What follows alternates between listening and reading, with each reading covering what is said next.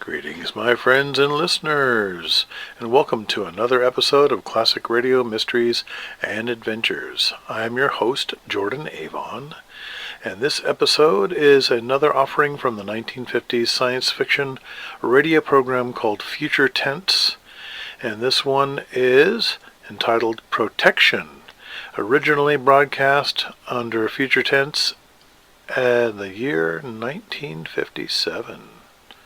Long time ago. Well, let's begin. Stay tuned now for adventure and excitement in the world of the future. It's entertainment for the entire family, produced right here in Kalamazoo.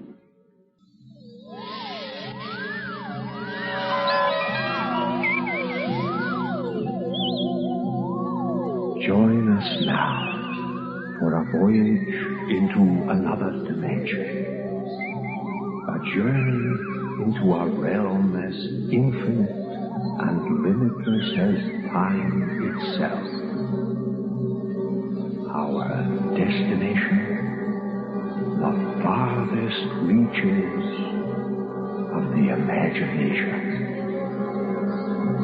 WMUK Special Projects presents Future Tense.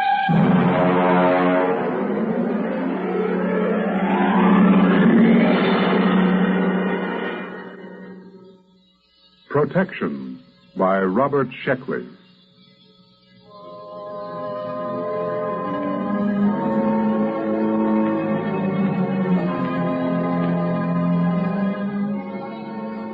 There will be an airplane crash in Burma next week, but it shouldn't affect me here in Kalamazoo. And the Feegs certainly can't harm me, not with all my closet doors closed. No, the big problem is Lesnarizing. I must not Lesnarize. Absolutely not. As you can imagine, that hampers me. And to top it all, I think I'm catching a very nasty cold. The whole thing, including the cold, started on the evening of November 7th. I was walking down West Michigan on my way to get a sub when I met Charlie Lester. He's in one of my physics classes, and we were both feeling pretty lightheaded.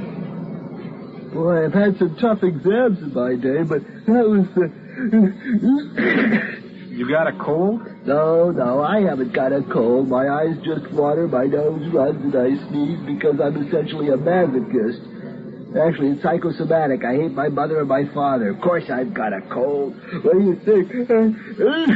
Hey, well, look, don't give it to me, okay? I've got a chance at a Nazareth Junior this weekend. My boy, there's no such thing as a chance at a Nazareth Junior. Yeah, never mind. Just don't blow any germs my way. Well, as a matter of fact, I'll leave you completely. I have to go back to Waldo to pick up some books. So,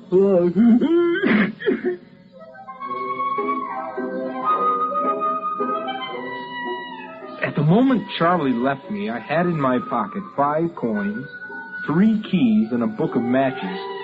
Now, just to complete the picture, let me add that the wind was coming from the northwest at 5 miles per hour. Venus was in the ascendancy, and the moon was decidedly gibbous. You can draw your own conclusions from this. I reached the corner of Steers Avenue, and I began to cross. the truck! Watch out for the truck! Watch out! Huh? What truck? Who? What? There's no truck on the street. What are you? Ooh. Oh. Ooh. Well, thanks, friend. If you hadn't warned me, I'd... Hey, where are you? Who said that? Where are you? Can you still hear me? Sure I can. Where are you? There isn't anybody here. Where are you? Cronish. Is that the referent? Creature of insubstantiality? The Shadow Knows? Fantastic Four? Did I pick the right one? You're invisible? That's it. I knew the concept was somewhere in you. Well, what are you? A Valadusian Dirg. A what? Would you mind opening your larynx a little wider, please? You see, I'm using your sub-vocalizations to communicate. Now breathe deeply. That's it. Yeah, that's it. That's better. Well, let's see now. I'm the spirit of Christmas past. The creature from the Black Lagoon. The Bride of Frankenstein. The Silver Surfer. Now, wait a minute. Hold on. What are you trying to tell me? That you're a ghost, a superhero, or a creature from another planet? Same thing, obviously. Ah, well, that makes it all perfectly clear. Any fool can see that a disembodied voice must belong to someone from another planet. Exactly. I'm invisible on Earth, but my superior sense has spotted approaching danger and warned you of it. Well, thanks. Well, what are you? One of those strange voices that warns Aunt Matilda to stay out of the elevator, which then crashes to the basement? Something like that. Yeah. Well, goodbye. What's the matter? Well, not a thing, except that I seem to be standing in the middle of Sears Avenue, talking to an invisible from the farthest reaches of outer space. I suppose only I can hear you. Well, naturally. Oh, great. Well, you know where that sort of thing will land me. The concept you were sub-vocalizing is not entirely clear. Now, look, please. Go back to one of my childhood nightmares where you came from and let me alone, huh? Oh, yeah. Thanks for the warning about the truck. Good night. Where are you going? I'm going to that tavern back there and join some of my fellow students in something wet and effective. Won't you talk with me? Look, please. Will you cut out? There are two girls watching me. But you must talk with me. The real sub-vocal contact is very rare and astonishingly difficult. Sometimes I can get across a warning just before a dangerous moment, but then the connection fades. You mean that's the explanation of premonitions of danger? That's right. Conditions might not be right for this kind of contact for another 100 years. Now, look, this is very interesting stuff for Professor Rhine at Duke, but not for the physics department at Western. I've looked firsthand at the overcrowding in our funny farm on the hill, and I'm not interested in contributing to that condition. Besides, there's a cop looking at me. I appreciate your social situation, but this contact with me is in your own best interest. I want to protect you from the myriad dangers of human existence. Get lost. Well, I can't force you. I'll just have to offer my services elsewhere. Goodbye, friend. Goodbye. Oh, just one last thing. Stay off buses tomorrow between noon and 1:15 p.m., eh? Why? Someone will be killed at Maple Hill Mall. Pushed in front of a bus by shopping crowds. You, if you're there. Bye. Hey, now wait a minute. Someone will be killed there tomorrow? Are you sure? Of course. It'll be in the Herald? I should imagine so. Wait. Not the Herald, the Gazette. And you know all sorts of stuff like that? I can perceive all the dangers that radiate toward you and extend into time. My one desire was to protect you from them. Yeah. Well, look. Will you wait till tomorrow evening? Those two girls are giggling now. You will let me be your protector? I'll tell you tomorrow, after I read the Gazette.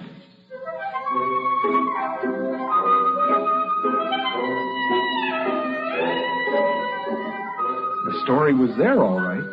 I read it in my room. A man pushed by the crowd, lost his balance, fell in front of an oncoming bus. Well, this gave me a lot to think about while I waited for my invisible protector to show up.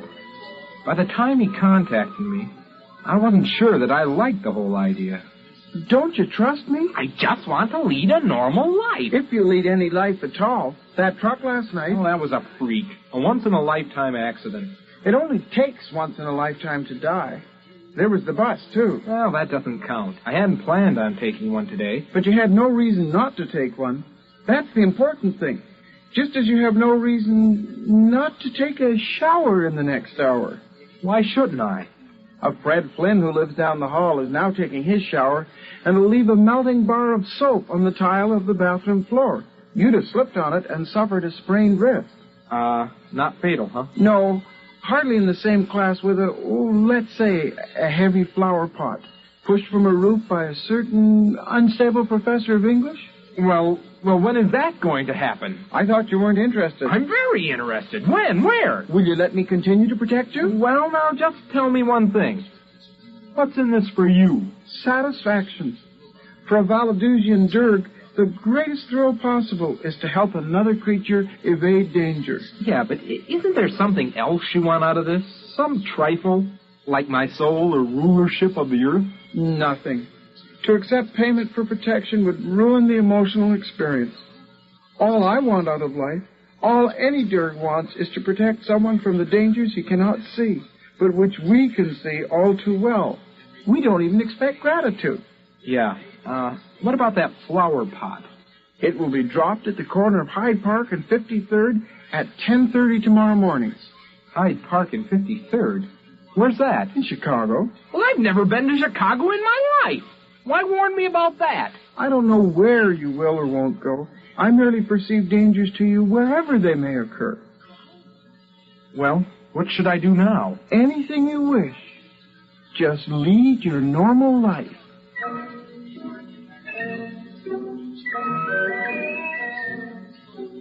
It started out well enough.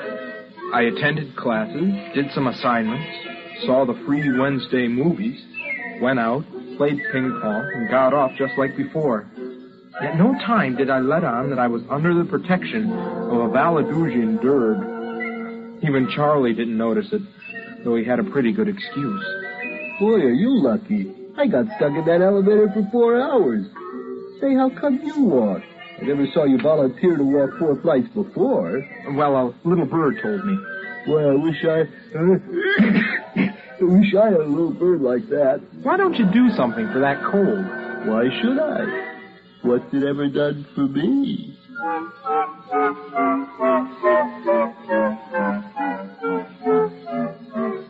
Not even the Derg had warned me about Charlie's bad jokes in time, but he did his best. And once or twice a day, he'd come around and report. Loose board on the ramp up to Waldo. Don't walk on it. Once I got used to it, it gave me quite a feeling of security. But the Derg soon became overzealous on my behalf. He began finding more and more dangers.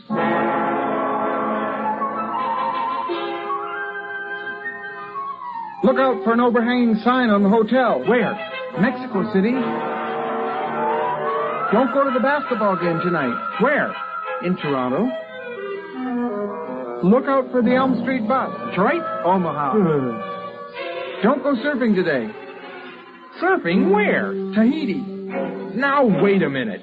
You plan on reporting every potential danger on Earth? Oh, these are only a few, only a very few that you may be affected by. Mexico City and Tahiti?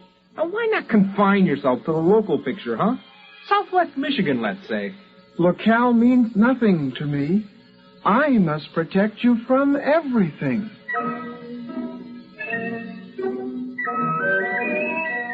Well, it was rather touching in a way. There was nothing I could do about it. I simply had to discard from his reports the various dangers in places like Saginaw, Thailand, Kansas City, Angrovot, Sarasota, and Paris. I concentrated pretty much on Kalamazoo. He did save me from a pretty nasty holdup in Bronson Park and a 4-alarm fire, but he kept stepping up the pace. Tainted food at the Union. Don't eat there tonight. Campus Bus 312 has bad brakes. Don't ride in it. Canals Hall has a faulty heating system. Explosion due. Skip the free Wednesday night movie this week. Rabid mongrel on the prowl in the valley. Forget the girl for tonight. Soon I was spending most of my time not doing things and avoiding places. Danger seemed to be lurking behind every lamppost waiting for me. I rather suspected the Derg of padding his reports. All my reports are perfectly genuine. If you don't believe me, try turning on your lights in your psych class tomorrow. Why? Defective wiring? Look, I don't doubt your warnings. I just don't think life was this dangerous before you came along. Well, of course it wasn't. Surely you know that if you accept protection, you must accept the drawbacks of protection as well. Drawbacks? Like what? Protection begets the need of further protection. That is a universal constant. Before you met me, you were like everyone else, and you ran into such risks as the situation offered. But with my coming, your immediate environment has changed, and your position in it has changed too. Why? Because it has me in it. It's well known that the avoidance of one danger opens the path to others. Are you trying to tell me that my risks have increased because of your help? It was unavoidable. Why, you miserable extraterrestrial con. Now look! All right. Thanks for everything. I'll see you on Mars or wherever you hang out. You don't want any further protection? You guessed it. Don't slam the door on your way out. What's wrong? Your risks have increased, but my capacity for detection is more than ample to cope with it. I'm happy to cope with it, so it still represents a net gain in protection for you. Yeah, I know what happens next. My risks just keep on increasing, don't they? Not at all. As far as the accidents are concerned, you've reached the quantitative limit. What does that mean? It means that there will be no further increase in the number of accidents you must avoid. Look, if you leave me alone, my original environment will return, won't it? And with it, my original risks? Eventually, if you survive... Fine, I'll take that chance. You can't afford to send me away. Tomorrow... No. Don't tell me I'll avoid the accidents on my own. I wasn't thinking of accidents. What then? I hardly know how to tell you. A gamper is after you. Oh, a what? A gamper is a creature from my environment. I suppose he was attracted by your increased potentiality for avoiding risks due to my protection. Now, look, you can take your gamper... If he comes, try driving him off with mistletoe. Iron's often effective if combined with copper. Will you get out of here? Are you sure? Beat it. Leave. Move. Get out. Go on. All right. Goodbye. Are you gone? Are you really gone? Good riddance.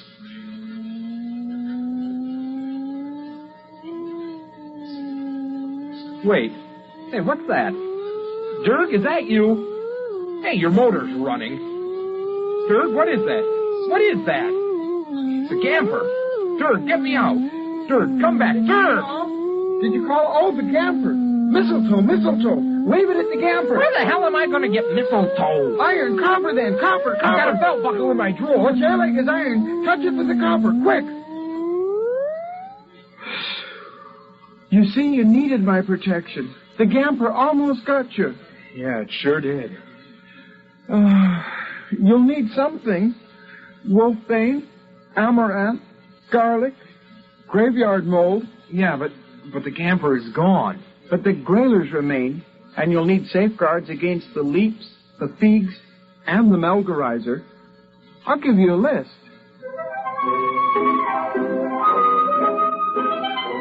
He gave me a list and I went shopping. I ran into Charlie at the campus market. Hey, Bob, where you been? Garlic. They must have garlic. Sure they got garlic. Over here. Well, I guess you know what I came in for. Tissues? What else? Yeah, well, now let me see. Graveyard mold. Do you think they'd have it here? Boy, what's the matter with you?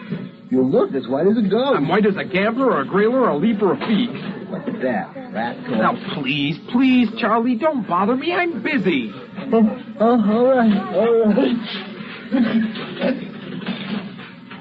Who has the nearest graveyard that would be moldy this time of year? It was a game between these extraterrestrials, and I was in it.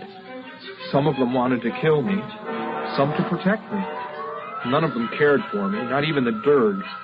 And it was all my fault. At the beginning, I had the accumulated wisdom of the human race at my disposal. That tremendous instinctive hatred of witches and ghosts. The irrational fear of alien life. For my adventure has been played out 1,000 times, and the story is told again and again, how a man dabbles in strange arts and summons up a spirit. By doing so, he attracts attention to himself, the worst thing of all. So I was welded inseparably to the Derg, and the Derg to me. Until yesterday, that is. Charlie came to my room to visit. Hey, boy, how you been? I haven't seen your classroom, huh? Mind if I hang up my coat? No, don't open the closet door. What's the matter? What's in there? Nothing. That's the only way to hold off the thieves, by keeping closet doors closed. The leaps are more menacing. The eye of a toad seems to stop them. And the melgarizer is dangerous only in the full of the moon. Only in the full? That's it. Well, Bob, it's been grand. Bye.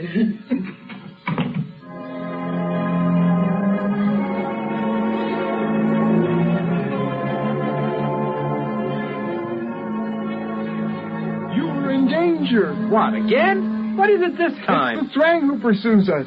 Us? Yes, myself as well as you. For even the Derg must run from risk and danger. Well, is this Thrang particularly dangerous? Oh, very. Well, what do I do?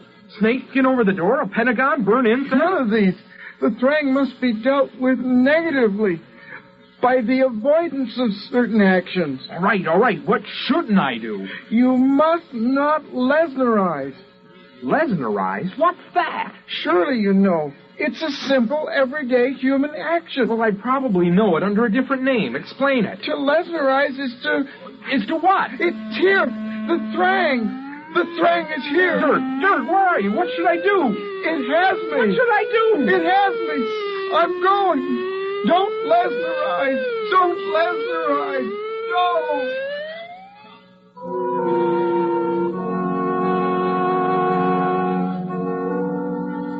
So I'm sitting tight now. There'll be an airplane crash in Burma next week. It shouldn't affect me here in Kalamazoo. And the feed certainly can't harm me. No, not with all my closet doors closed. No, the problem is Lesnerizing. I must not Lesnerize. Absolutely not. If I can keep from Lesnerizing, everything will pass, and the chase will move elsewhere. It must. All I have to do is wait them out. Trouble is, I don't have any idea what Lesnerizing might be. A common human action, the Derg said. Well, at the moment, I'm avoiding as many actions as possible. I've caught up on some back sleep, and nothing happened. So that's not Lesnerizing. I went out and bought food, cooked it, and ate it. Well, that wasn't Lesnerizing. I'm telling you the story, and that isn't Lesnerizing. I'll get out of this yet. I will get out of it. I think I'll catch a nap now. I think I've caught Charlie's cold. I think I'm going to have to...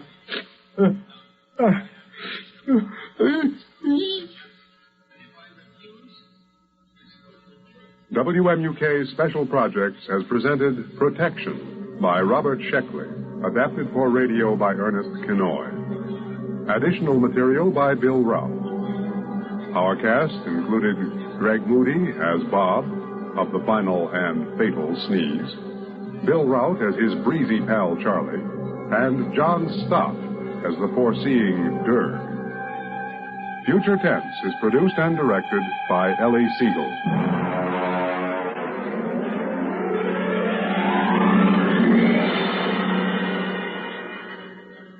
Next on Future Tense.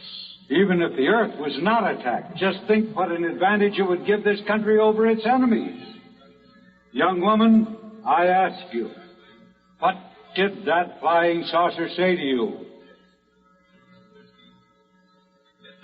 You know that what you're doing is tantamount to working for the enemies of your country. I will give you one more chance. What was the message? It was personal.